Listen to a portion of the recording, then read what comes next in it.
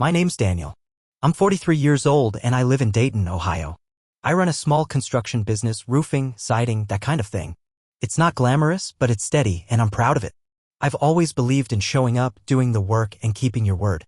That's probably why when Olivia came into my life, I didn't hesitate to step up for her daughter too. Grace was 9 when I met her. She had these sharp, watchful eyes and this quiet way of sizing people up. Olivia and I had only been dating a couple months when I first came over and saw Grace curled up on the couch with a blanket pulled up to her chin, pretending to read. She didn't say much, barely looked at me. I just said, "Hey, I brought extra fries in case someone's hungry," and left the bag on the counter. 10 minutes later, the fries were gone. We started small. I'd be there once a week, then twice. I'd bring milkshakes. She'd never say thanks, but I'd find the empty cup in the trash. Then one day she asked if I knew how to fix a flat bike tire. After that, it was over. She had questions about everything. How do you pour concrete? Why do nails have flat tops? How do you know if a beam's straight? I answered every single one. And not once did I act like I was babysitting. I just treated her like she mattered. I never tried to be her dad. Not in any official way. I knew her father, Jeremy, was still floating around in the distance, occasional birthday call, a gift card that sometimes showed up late. Olivia told me not to expect consistency. Jeremy liked to pop in when it made him feel good and vanish the moment anything got complicated. I didn't have to compete with that. I just had to be solid. And I was. When she was 11, she broke her wrist at recess. Olivia was out of town for work and I got the call from the school. I left my site mid-job, sped over, and sat with her at the hospital for 4 hours. She didn't cry. Not once. Just kept whispering, "I'm fine," even though her hand was ballooned up like a grapefruit. When the doctor said I wasn't on any paperwork and they needed a guardian to sign for the cast, Grace looked him dead in the eye and said, "He's my dad." That was the first time I heard it. Dad. Like it was already decided. I didn't say anything then, just nodded and signed. But inside, something cracked open. From then on, that's who I was. She'd say it so naturally, at school pickup, at the store, around her friends. It never felt forced. I was the one who helped with her science fair volcano, who showed up to every soccer game, who taught her how to parallel park in an empty lot behind the church. I didn't need a title or a thank you. I just kept showing up. And slowly, quietly, I stopped thinking of her as Olivia's kid. She was just Grace. My daughter. The one I raised. The one who gave me the name Dad like I'd earned it. And for a long time, I believed I had. Things started to shift when Grace hit 20. Not all at once, more like a slow leak you don't notice until the floor's wet. At first, it was little things. She stopped calling me Dad when her college friends were around. It went from "my dad said this" to "Daniel said that." I brushed it off. Kids grow up, they test distance, they redefine their identities. I told myself not to take it personally. But then came the photos. She'd post them on Instagram, dinners with Olivia, pictures from her study abroad trip, group selfies with captions like "family means everything." And I'd be absent. Cropped out. Not even a tag. Meanwhile, Jeremy started popping up more. At first, it was just Grace mentioning him in passing. "Dad, Jeremy called today." Or, "He sent me this book he thought I'd like." I'd nod, pretend it didn't sting. Pretend I didn't notice that she'd started calling him Dad again too. Then I saw it for myself, some grainy Facebook photo of the two of them at a cafe laughing over lattes. The caption said, "Nothing like catching up with your real dad." I stared at those words for a long time. Real dad. Like I had been a stand-in, a placeholder. Like the decade I spent showing up every day didn't count. Still, I said nothing. I kept playing my part. That winter, Grace came home for break. She hugged me, said, "Hey, Dan," like I was a neighbor helping her carry groceries. She barely asked about my life, just talked about her internship, her classes, Jeremy's funny little quirks. Apparently, he was writing a memoir now. "He's got all these stories about when I was a baby," she said, her eyes glowing. I wanted to ask if she remembered who held her hair back when she got food poisoning in 10th grade. Who sat in the freezing stands every weekend during soccer season. Who paid for that dorm she loved bragging about. But I didn't. I just smiled, nodded, and told her that was nice. I kept hoping it was a phase. That maybe she was just trying to make space for him without pushing me out. But the more she leaned into this version of her history, the more I faded into the background. Jeremy didn't help. He had started posting throwbacks of Grace as a toddler, always with captions like, "No matter how far apart we've been, a father's love never fades." The comments were full of people saying how sweet it was that they were reconnecting, how lucky Grace was to have such a devoted dad. Not one of them knew he skipped child support for years. That he vanished during her high school graduation. That he never once showed up to a parent-teacher meeting. But Grace didn't push back on any of it. If anything, she played into it. I kept telling myself to be patient. That she was just finding herself. That eventually she'd remember who had been there all along. But deep down, I was starting to feel something I hadn't felt in a long time, uncertain. Like I was standing on ground that was quietly eroding beneath my feet. Grace called on a Sunday morning. Her voice was bright, almost giddy. "I'm engaged," she said, laughing. "Andrew proposed last night." I sat down on the edge of the bed, smiling. "That's incredible, sweetheart. Congratulations." She rattled off details, the ring, the restaurant, the plan to do a small outdoor wedding in the fall. "Just family and close friends," she said. I waited for the next part, the part where she'd say something like, "I want you to walk me down the aisle," or "We need to go suit shopping, Dad." But it didn't come. Instead, she asked if I could help with the venue deposit. And I did. Without hesitation. Over the next 6 months, I found myself footing more and more of the bill. The venue, the upgraded catering package, the floral arrangements, a custom arch from some boutique vendor in Vermont. Olivia and I had a joint account for family expenses, so most of the payments came through there. I didn't say anything. I figured it was my role, Dad, even if unofficially. But the signs kept piling up. When the invitations came, I opened mine and felt my stomach drop. Daniel Rhodes and guest tucked at the bottom of the second page under extended family. No mention of me walking her down the aisle. No special note. Just a seat at the ceremony and a bland RSVP card. I asked Olivia gently that night while we were brushing our teeth. Did Grace already pick who's walking her down the aisle? She paused, toothbrush halfway to her mouth. "Oh, yeah," she asked Jeremy. I nodded. "Right?" She didn't mean anything by it, Olivia added quickly. She thought maybe it would be a nice symbolic thing. Closure or something. "Sure," I said. "Makes sense." But it didn't make sense. Not to me. The wedding day was warm and overcast. I showed up early in a navy suit I'd had tailored just for the occasion. I brought the check for the DJ, paid off the last-minute chair upgrade, tipped the valet. Then I took my seat. From where I sat, 4th row back, I watched Jeremy walk Grace down the aisle. She clutched his arm, beaming, while he soaked in the applause like a war hero returning home. I sat there, clapping, expression blank. My name wasn't in the program. My photo wasn't in the wedding slideshow. I was just a guy in a suit who happened to know the bride. At the reception, I shook hands, smiled politely, and made small talk with strangers. Olivia gave me looks from across the room like she knew I was unraveling but didn't know what to say. Grace thanked me once in passing. "So glad you could come, Dan." That was it. Then came the final twist. The morning after the wedding, I opened my email to find a message from Grace titled, "A few leftover items." Inside was a spreadsheet. Cost breakdowns, vendor tips, some overages on the open bar. A polite request for me to cover the remainder. No thank you. No acknowledgement. Just a casual, "Let me know if you can cover this by next week." I stared at the screen for a long time. I had paid for the venue, the food, the music, the dress alterations, the linens, the backup generator in case of rain. I had done everything except walk her down the aisle, and that honor went to a man who showed up just in time to collect applause. I closed the email. Didn't reply. Didn't forward it to Olivia. Instead, I got dressed, went to the bank, and pulled the transaction history on the wedding account. Then I sat down at my kitchen table and quietly started printing receipts. That afternoon, I went through the wedding account line by line. Every payment. Every wire transfer. Every charge tied to Grace's big day. It added up to just over $27,000. And I was done. I called the bank, froze the account, and disputed 3 pending charges tied to late vendor tips. Then I closed the browser, stood up, and felt something in my chest finally loosen. No explosion. No grand scene. Just silence and a calm that didn't feel familiar yet. I waited until Olivia got home from work. She dropped her keys in the dish and took off her shoes like it was any other Thursday. "Hey," I said, standing by the counter. "We need to talk." She stiffened. "About the wedding?" "About everything."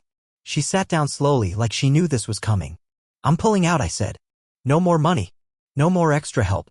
Grace can ask Jeremy now. He's earned the role, right?" Olivia looked away. "She's just young. She doesn't know what she's doing. She's 24. She knows enough to send me a bill. She didn't mean to hurt you. She didn't even think about me." I let that sit in the air a minute. Olivia didn't argue. "I'm not angry," I said finally. "I'm just done being the invisible one who signs checks in the background." She nodded once. "Okay." And I think I need to move out. Her eyes flicked up. What? I've got the condo. It's furnished. I'll be out by the weekend. You're leaving. Her voice cracked, barely audible. I'm stepping back. I can't keep playing this part when the script's been rewritten and I'm not in it. She didn't cry. She didn't beg. She just folded her hands in her lap and nodded again. I get it. I packed that night. Just the essentials. Some clothes, my toolbox, the photo of me and Grace from her graduation that I used to keep on my dresser. I didn't take anything else. I didn't want reminders. Before I left, I texted Grace. Short and to the point. I've frozen the wedding account. I won't be covering any more costs. Please talk to Jeremy if you need help. Wishing you the best. Daniel. She didn't reply. Driving to the condo, I felt more numb than angry. Like I had finally stopped bleeding but hadn't yet felt the pain. I moved into the space I'd bought years ago, just in case. I'd never told Olivia, but I kept it ready. Not because I expected this, but because some part of me knew it was possible. That first night, I didn't unpack. Just lay on the couch, shoes still on, and stared at the ceiling. I wasn't sad. Not really. What I felt was something sharper than sadness, clarity. For the first time in over a decade, I wasn't carrying someone else's weight. I wasn't filling in gaps. I wasn't waiting to be seen. I was just Daniel. Alone. And somehow that felt more honest than anything had in years. 3 days after I moved out, Grace emailed me. Subject line, please read. The message was a wall of text, no greeting, no formatting, just one long stream of defensive justification. She said I had overreacted. That I had misinterpreted things. That her wedding wasn't supposed to be about old tensions and that she didn't mean to exclude me, she just wanted her biological father to be part of the day in a meaningful way. She went on about how hard this had been for her, how awkward it felt having me and Jeremy in the same room, how she was trying to balance everyone's emotions. Then came the kicker. I'm sorry you felt hurt, but this wasn't meant to be personal. I closed the laptop. That phrase, sorry you felt hurt, was the final nail. Not sorry I hurt you. Not sorry I took advantage. Just sorry I noticed. The next day Jeremy called. I let it ring twice before picking up. Might as well face it. Daniel, hey, he said, voice all polished charm. Look, I heard there was some tension after the wedding. Grace is upset. Is that right? Yeah, I mean, she's trying her best, man. It's a tough spot. I just think it's important that we all support her, you know. I didn't respond. I mean, at the end of the day, you're not her actual father, he added, light laugh in his voice like he was saying something obvious. You stepped in for a while, and that's great, but that was as far as he got. Don't finish that sentence, I said. He paused. You want to talk about stepping in? I said, quieter now. I was there when she was sick at 12. I was there when she got her first period and didn't want to tell Olivia. I was there when you were nowhere, Jeremy. And I didn't do it for credit. I did it because I loved her. Because I showed up. Silence. You want to rewrite history, that's fine. But don't stand there and act like I was some guy passing through. Then I hung up. I didn't hear from either of them again that week. So I got to work. I updated my will. Took Grace off as a beneficiary. Instead, I set up a youth fund through a local nonprofit that helps kids aging out of foster care. The paperwork asked for a dedication name. I wrote, for the ones who show up. I also boxed up old photos, birthdays, recitals, soccer games. Some of them hurt to look at. I didn't throw them out, but I sealed the box and pushed it to the back of the closet. And then I wrote Olivia a letter. Not angry. Not bitter. Just honest. I told her I loved her. That I always would. But I couldn't go on being the invisible man with the open wallet. That I hoped Grace found her footing, but I couldn't be her foundation anymore. I signed it, left it folded on the kitchen table in the house we used to share, and walked out the door. Back at the condo, I sat on the balcony with a beer in one hand and nothing in the other. I'd always imagined the end of a family would come with shouting or slamming doors. But sometimes it just ends in silence. And relief. It started with a text from Olivia. Grace wants to talk. Just talk. She's asking, not demanding. Up to you. I stared at the message for a while. Then I typed okay and left it at that. We met at a coffee shop near the park. Middle of the afternoon, half-empty place. Grace walked in wearing sunglasses too big for her face and sat down across from me without saying a word. I could see the nerves on her, the way she kept tugging her sleeves down over her hands like she was 12 again. I'm glad you came, she said finally. I nodded but didn't respond. She took a breath. I just want to say, I'm sorry. For everything. It was the kind of apology that wanted to get in and get out fast. Clean. Safe. I didn't let her. I need you to understand what you did, I said. Not just say you're sorry and hope it smooths over. She opened her mouth, then closed it. Do you remember your 9th birthday? I asked. That pink and purple bike you unwrapped? You thought it was from Jeremy. You told everyone that. But I was the one who bought it. I stayed up the night before assembling it in the garage. Cut my hand trying to tighten the brakes. She blinked fast but said nothing. Do you remember who taught you to tie your cleats before soccer? Who sat with you after that awful math test you cried about for an hour? Who got up at 5 in the morning to drive you to the SATs because your mom had the flu? Grace's eyes were starting to water now. I didn't forget it, but you erased me anyway. Her shoulders curled in. I didn't mean to make you feel that way. It's not about how I feel, Grace. It's about what's true. She stared at the table. I didn't know how to balance it. Having Jeremy back, I got caught up in the idea that I could fix it all. By pushing me out? No, she looked up now, eyes red. That wasn't my plan. I just thought maybe if I gave him a moment, he'd finally stay. And I didn't think. That's the problem. You didn't think. You didn't think about who would be standing there when the lights went down and the guests went home. Who actually showed up for you time after time without ever asking for anything back. Her mouth quivered. I didn't mean to use you. But you did. She nodded slowly, tears sliding down her face. I don't hate you, I said, voice low. I'm not here to punish you. But I'm done being treated like a spare part you grab when the real one goes missing. Grace sniffed. I know. I don't deserve to ask for anything. No, you don't, I said. Not right now. She looked like she was about to collapse in on herself. Then Olivia stepped into view. She'd been sitting a few tables away the whole time, watching quietly. When Grace turned to her, Olivia didn't move. Didn't rescue her. Just looked at her like she finally saw her clearly. I'm not angry, I said. But I am finished with being invisible. You made your choice. All I'm doing is stepping out of the way. Grace nodded, wiping her eyes. I understand. I stood up. Good. And I walked out, not with rage, not with regret, just a deep, steady peace. Because for the first time in a long while, I wasn't the one holding the weight. I had finally put it down. 3 weeks passed. No calls. No emails. I figured that was it. Then, one Thursday morning, she showed up. I was at the office, leaning over blueprints for a new job site, when Sharon, my assistant, buzzed me. There's a young woman here asking for you. Says her name's Grace. I paused. Send her in. She walked in wearing jeans, a navy sweater, hair tied back, no makeup. No drama. Just a plain manila folder clutched in both hands. Hey, she said softly. Hey. She sat down across from me, no small talk this time. No excuses. I know I don't have the right to ask for anything, she began. But I wanted to show you something. She opened the folder and slid it across the desk. Inside was a typed document, organized, detailed, precise. It was a financial breakdown. Every wedding expense I had paid. Every vendor. Every tip. Every adjustment. At the bottom, a total $27,844.12. Next to it, interest projection over 24 months, $1,972.37. I got a side job, she said. Freelance copywriting. Nights and weekends. I can't pay it all at once, but I've worked out a plan. I kept reading. A payment schedule was attached. $120 a week, direct transfer with a note until it's all paid with interest. I've already sent the first payment, she said quietly. I know this doesn't fix things. I'm not pretending it does. But I owed you this. Not just the money.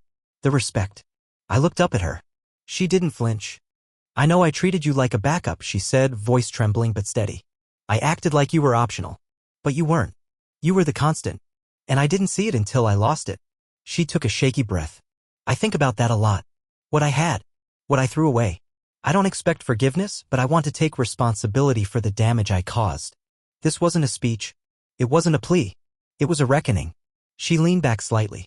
If you never want to speak to me again after this, I'll understand. But I needed to make it right. I sat there silent. Part of me had prepared for a scene. Another half apology, maybe another deflection, maybe even more guilt. But this was different. She didn't ask to be let back in. She didn't ask me to be dad again. She just owned it. Fully. Do you mind if I keep this? I finally asked, nodding at the folder. It's yours, she said. Every part of it is yours. I nodded again and stood up. She stood too, like she thought I might be about to tell her to leave. Instead, I walked her to the door.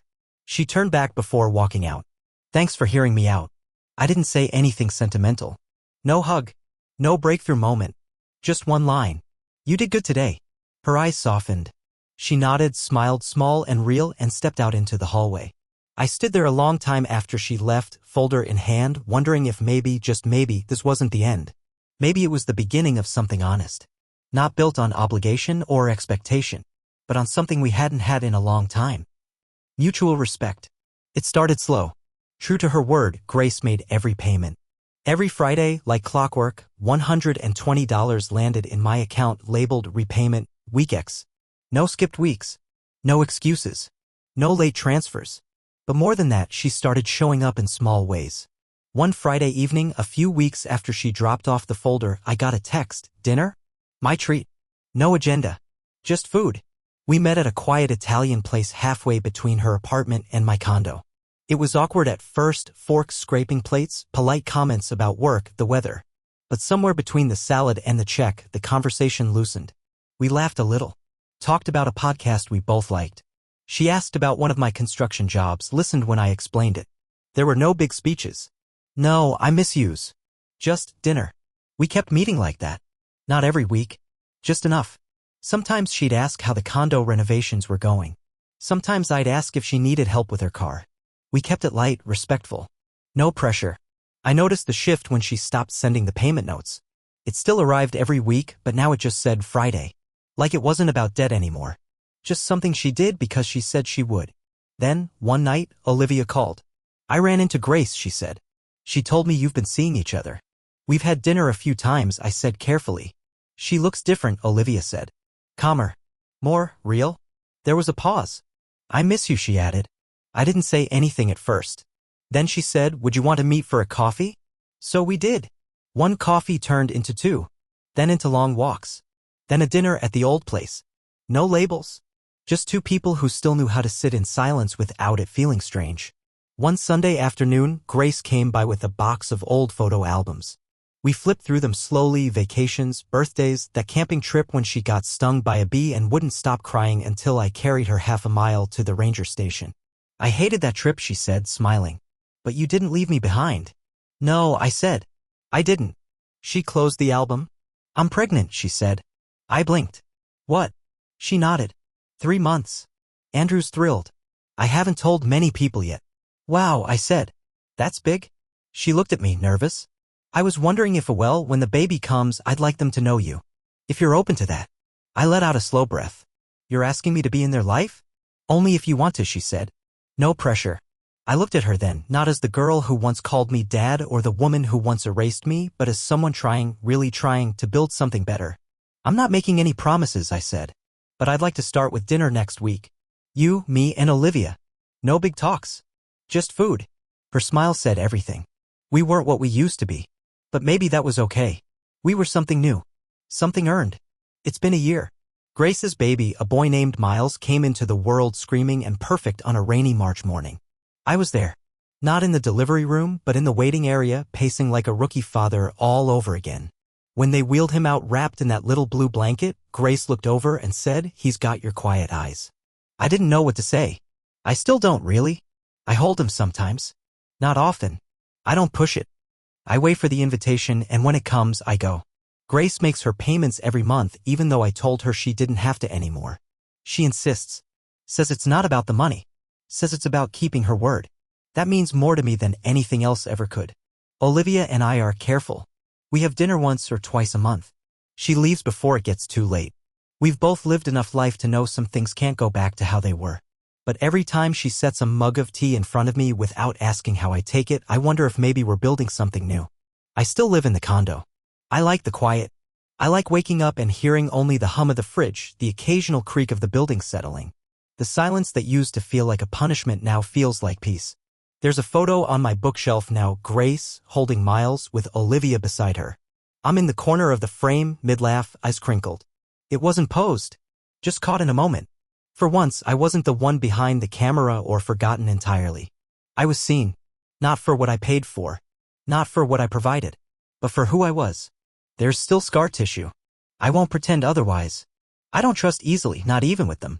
And I think that's okay. Scar tissue isn't weakness, it's proof you healed. Sometimes I still think about that wedding day. About sitting there, clapping politely while someone else walked her down the aisle. Then I think about Miles reaching up for me with those little fingers. And I know which moment will matter more in the long run. I left quietly. No yelling, no slammed doors. Just walked out and let them feel the space I used to fill. Turns out that silence spoke louder than anything I could have said.